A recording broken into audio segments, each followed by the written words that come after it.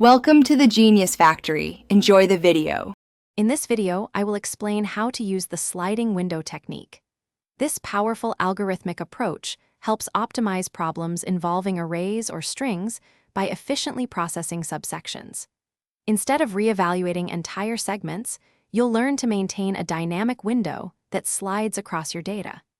This significantly reduces redundant computations, often transforming quadratic time complexity into linear time. Let's dive into the core concepts and see how it works. First, let's explore the fixed-size sliding window. Here, the window's length remains constant as it moves across the data.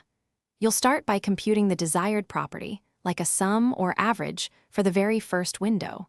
Then, as you slide the window one position to the right, you simply subtract the element leaving the window from the left and add the new element entering from the right.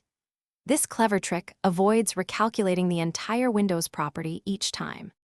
Hey everyone, if you're finding this guide on sliding windows helpful, please hit that like button and subscribe to the channel for more awesome content.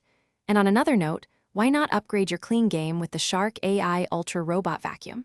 It's got voice control, self-emptying, and is super pet-friendly, so you can focus on coding instead of cleaning. You can find the link and other great deals in the description below. Now, let's get back to the video. Next, we tackle the variable size sliding window, which is more flexible. Unlike fixed windows, its size changes dynamically to meet certain criteria.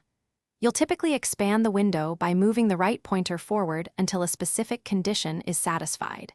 If the condition is violated, you then shrink the window by moving the left pointer, removing elements until the condition becomes valid once more. This approach is perfect for problems seeking the smallest or largest subarray meeting a condition.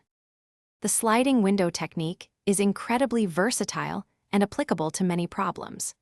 You can use it to efficiently find the maximum sum of a subarray of a specific size, or to identify the longest substring within a given string that contains no repeating characters.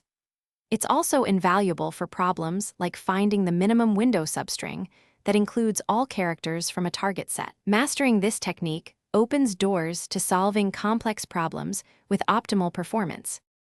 Thanks for watching. If you found this helpful, don't forget to like and subscribe.